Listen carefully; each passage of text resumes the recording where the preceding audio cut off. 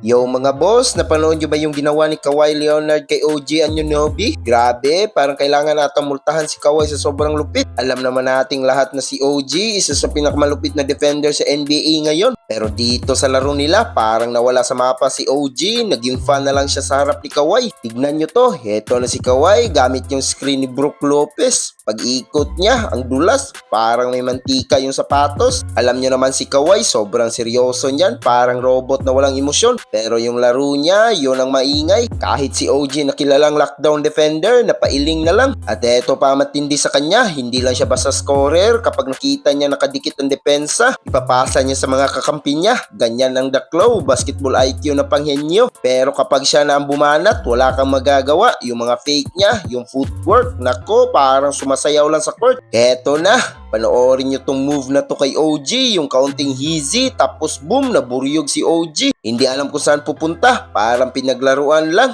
Kaya nga sabi ko, gotta be fine. Si Kawhi kasi masyadong illegal yung lupit niya. Pinahiyaan niya yung isa sa pinakamahusay na defender ng liga. Sa dulo ng laro, nagtali lang naman si Kawhi ng 29 points, 7 rebounds at 8 assists. Solid na solid. Talagang pinatunayan niya kung sino ang boss sa loob ng court. Kaya kayo mga boss, anong sa inyo? Sa tingin nyo ba may makakapigil pa kay Kawhi kapag ganito siya kainit? Comment nyo yan sa baba at huwag kalimutan mag-like at subscribe para lagi ko yung updated sa mga ganitong bakbakan. Hanggang sa muli, peace out!